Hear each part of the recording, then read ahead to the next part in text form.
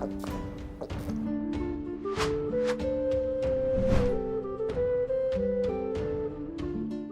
Moin, hallo und herzlich willkommen zu einem neuen Video hier auf meinem Kanal. Heute gibt es ja eine Runde Shakes and Fidget und wir sind schon wieder nicht in meinem Account, wir sind schon wieder in einem absolut High-Level, Endgame, heftigen, krassen Account drin. Und zwar ist das diesmal der gute alte Viper, der uns seinen Account zur Verfügung gestellt hat. Denn der ist nämlich so langsam wieder dran.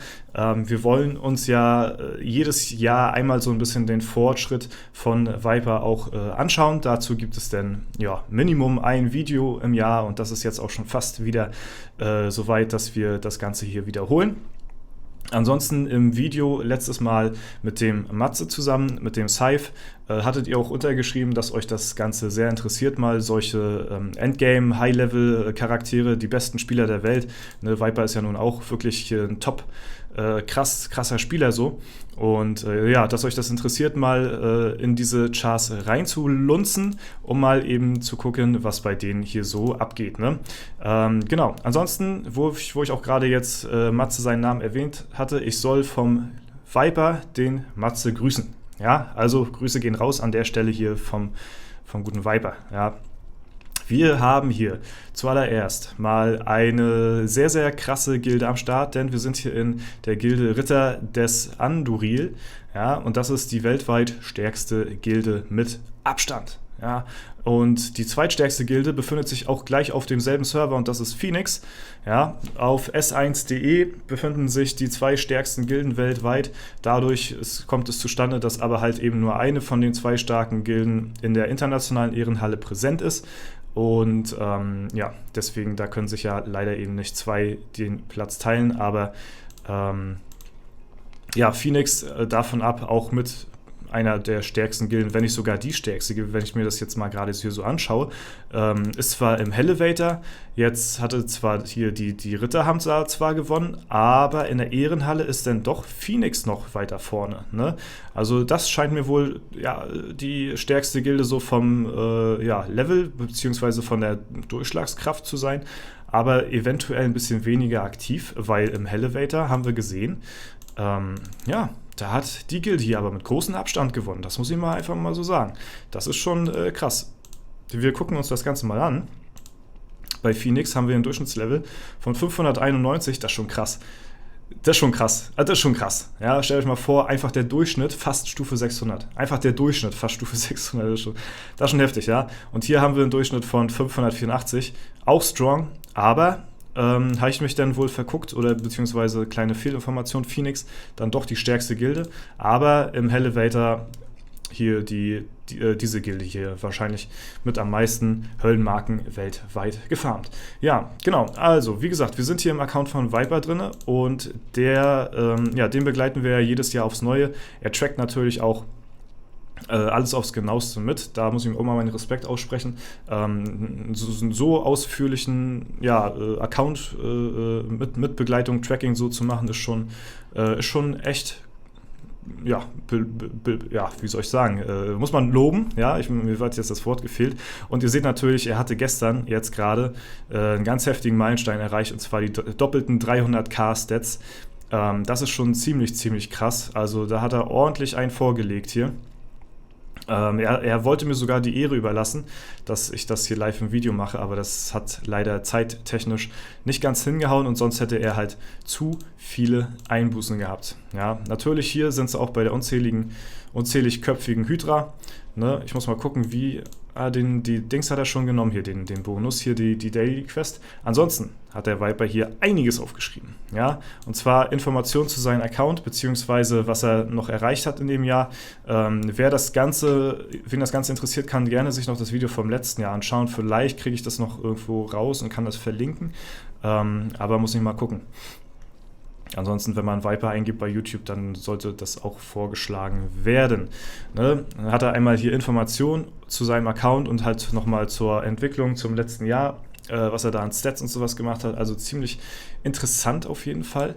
Aber vorher gucken wir uns nochmal die Base-Stats an, denn die sind hier auch nicht zu verachten. Hat hier eine 50-50-Skillung am Start. Ja, aber gucken wir mal gleich, da gehen wir dann gleich Stück für Stück durch. So, frisch 300k am 10.8., das war gestern erreicht und das, obwohl durch Steine und Upgrades weit mehr möglich ist. Alle Dungeons bezwungen am 14.06.2022 und in die Kampfpost gespeichert. Können wir uns ja gleich mal anschauen. Gegen Zeus ist ja so der stärkste Gegner. Ne? Und hier sehen wir die Steine, ja, hier ist wahrscheinlich sein bester Stein drin, 2231, ist heftig. Ja, und hier, ja, gut, ich sehe schon, das meint er damit, da geht auf jeden Fall noch ein bisschen mehr. Wenn wir uns das mal anschauen, Edelsteinmine 85 auf 100 hat er jetzt gepusht. 2244 ist sein höchster Stein. Wo ist der denn hin? Oder hat er den noch irgendwo hier gelagert? Oh, gut. Ja, okay. Ja, noch ein paar Steinchen am Start, ja. Aber muss man sich auch immer ganz genau überlegen, wann man das Ganze hier umsetzen bzw. einsetzen möchte.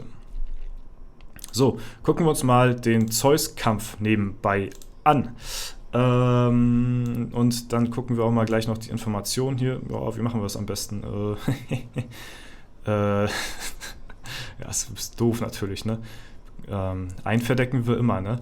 So, ansonsten Goldmine hat er auf 100 gezogen, Schatzkammer 18 auf 33. Im Nachhinein wäre zuerst Schatzkammer und danach Edelsteinmine sinnvoller gewesen, aber war nicht abzusehen, dass einem die Ressourcen so sehr hinterhergeworfen werden und ich dadurch nie Probleme haben werde für den Ausbau. Tja, das kann man nie wissen, aber im Nachhinein ist man immer schlauer. Ne? Ausbauten bis auf einen versehentlichen Skip von einer halben Goldminenausbau, alles in voller Länge.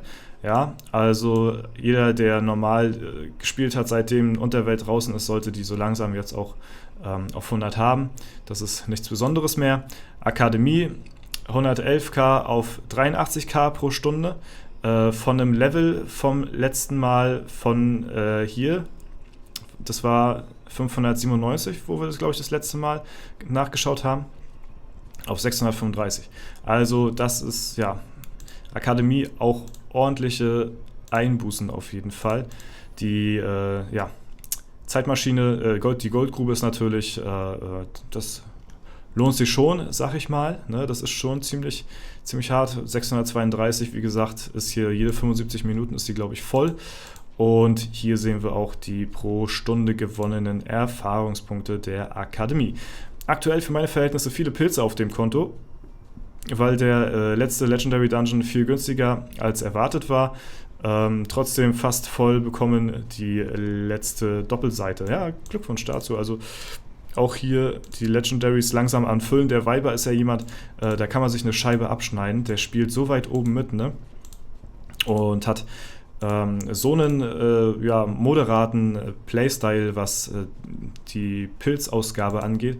Also da kann man wirklich nur den Hut ziehen und da ist halt auch wie jedes Video, jedes Jahr immer das Gleiche mit ihm. Das ist halt das Paradebeispiel, dass eben der Viper, gut, den Arena Manager hat er jetzt mittlerweile auch komplett ausgebaut, dass man halt eben auch mit viel Ausdauer auch eben sehr weit oben mitspielen kann und nicht unbedingt immer so der krasse Pilzkonsum im Vordergrund steht. Ne? Also die Zeit gleicht da auf jeden Fall sehr, sehr vieles aus mit der Weile. Weiterhin sparsam, aber auch zeitintensiv unterwegs. Das ist natürlich dann klar. Aber sobald ich mehr als genug Sanduhren habe, geht es für ein Jahr in den Alu-Skip. Da ist er am Sammeln aktuell, okay. Regelmäßig Doppelkill der unzähligköpfigen Hydra. Daily Quest bringt 18 Millionen. Okay, das ist gut zu wissen, weil das konnten wir jetzt leider nicht sehen. Aber ist gut, dass er das jetzt nochmal gesagt hat. Ich gehe mal einfach von aus, dass der Viper hier auch auf nichts anderes macht hier mehr Sinn. Auch auf Gold geht natürlich. Also den Doppelkill der unzähligköpfigen. So weit sind wir noch nicht mit unserer Gilde. Wir gammeln so im Vergleich zwischen der 19 und 20er. Ne? Ab 20 wird die ja unzählig. Und die 20-köpfige, die kriegen wir vielleicht fast einmal gekillt oder so.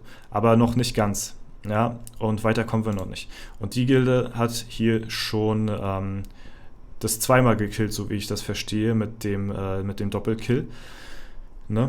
Ja, Raid 115 geschafft, ebenfalls am 10.08.2022, vor ein Jahr bei Raid 110 gewesen und in der Kampfpost ebenfalls gespeichert. Dreimal in Folge Elevator Platz 1. Ja gut, das ist krass, muss ich sagen. Huch, sorry, gegen das Mikrofon gekommen hier, dass hier die Gilde so gut abschneidet im Elevator im Vergleich zu Phoenix. Ich weiß nicht, was da los ist, ja, falls da jemand zuschaut, aus der Gilde hier zufällig irgendwie, kann ja sein, keine Ahnung. Ja, den W70 kennen wir, ne, der ist ja hier überall am Start, der ist auch fast jeden Server vertreten hier. Ja, also weiß ich nicht, also deutlich stärker, ne, aber vielleicht nicht ganz so aktiv, beziehungsweise ein bisschen sparender, wo ich mir nicht vorstellen kann, dass hier auch so die krassen Hardcore-Pilzer dabei sind, also natürlich schon, ne, und mitunter, aber das sind halt alles Langzeitspieler hier, ne, und da ist es halt eben nicht so wichtig nachher mehr. Ja, wir können ja mal den Raid laufen lassen. Wo haben wir denn, das ist der Gilden-Raid hier von heute. Das ist eine Niederlage allerdings, ja. Aber ist vielleicht auch mal ganz interessant, mal so. Ist wahrscheinlich der aktuelle Raid. Ja, wenn wir das hier wieder, wir machen das mal auf schnelle Welle hier. Ja, Entwicklung zum letzten Jahr, 597 auf 635, dann Kalender in spätestens einer Woche auf 36. Ja, 230k, 230 auf 300 doppelt, ne? Also dass hier weiterhin auch die 50-50-Skillung am Start ist. 56 Millionen zu 1,4 Milliarden, 77 Millionen zu 2 Milliarden. Was ist das jetzt genau? Ist das, meint er damit das Leben? Das Leben meint er, ne? Das Leben. Leben. Ja, also hier auch die 2 Milliarden Leben am Start. Also das ist natürlich auch sehr, sehr, sehr bewundernswert. Vergleich Gold vs. XP-Spieler zum letzten Jahr XP-Spieler. Marodeur, achso, das hat er auch noch getrackt hier. 609 zu 646 versus Goldspieler, was ja Viper ist. 597 zu 635, also 37 versus 38 Level. Als Goldspieler sogar ein Level aufgeholt. Besonderheit zum Jahr davor wieder die 38 Level gemacht, aber der XP-Spieler weniger, weil unter anderem weniger Dungeons bezwungen wurden. Also umso höher man kommt, desto mehr verwischt das XP-Goldquesten. Das ist auch ein sehr interessanter Fakt, den er uns hier mit auf den Weg gibt. Und vor allen Dingen halt auch krass, dass er hier halt eben auch so ein Beispiel hat zu jemandem, der halt Full XP geht und er halt eben Full Gold. Dann kann man das hier sich wirklich sehr, sehr gut ableiten. Denn unterm Strich versuche ich weiterhin meine Linie treu zu bleiben und möglichst pilzsparend zu spielen. Ja, der Viper hatte ja auch ein paar Videos gemacht auf YouTube. Ich weiß nicht mehr, irgendwie wurde sein Account gehackt oder so. Ich weiß jetzt nicht, ob das hier noch sein aktueller ist oder jetzt der neue. Keine Ahnung, kann es nicht sagen, sonst würde ich es auch mal natürlich irgendwo verlinken. Aber ja, das auf jeden Fall dazu. Ansonsten können wir noch mal kurz hier reinschauen. Ressourcen hat er ordentlich welche am Start. Da lässt er sich nicht lumpen. Früchte werden weitestgehend soweit gleich natürlich dann auch verwertet. Lucky Coins ist auch ordentlich fleißig am Farmen. Ja, ansonsten bin ich gespannt, wie es dann nächstes Jahr aussehen wird, wenn er hier die, ja, keine Ahnung, wie viel er dann macht. Die 700 wird schwer werden. Ich glaube eher weniger. Also wenn er so im Durchschnitt im Jahr so um die, was waren das, 35 bis 38 Level oder so macht, dann wird das in einem Jahr noch nichts werden. So, ne? Wir würfeln uns mal hier noch zum Glück. Vielleicht kriegen wir hier noch, ja, Gold. Gold ist auch sehr, sehr wichtig, deswegen schauen wir mal. Kriegen hier ein Dreiergold hier, die glatten 4 Millionen am Start. Das ist nachher so, ne? So, jetzt weiß ich natürlich nicht, was er hier lieber mitnehmen würde. Ich würde, glaube ich, lieber die Kristalle mitnehmen. Ja, ich bin mir jetzt aber nicht sicher, wie er das machen würde, weil wir davon jetzt schon 2 angeboten haben. So, ich weiß nicht, ob er sagt ja, er farmt Sanduhren, ja. Aber ich glaube, dass das Gold sich auf der Stufe, wo er ist, hier tatsächlich mehr lohnt. Deswegen machen wir mal Risiko. Ja, wenn nicht, dann tut es mir leid. Gut, ja, 4 Millionen. Haben wir es doch. Haben wir es doch. Okay, ja, also nach wie vor ein absolut heftiger Char und natürlich auch Dankeschön an Viper, dass er uns hier das Ganze zur Verfügung stellt.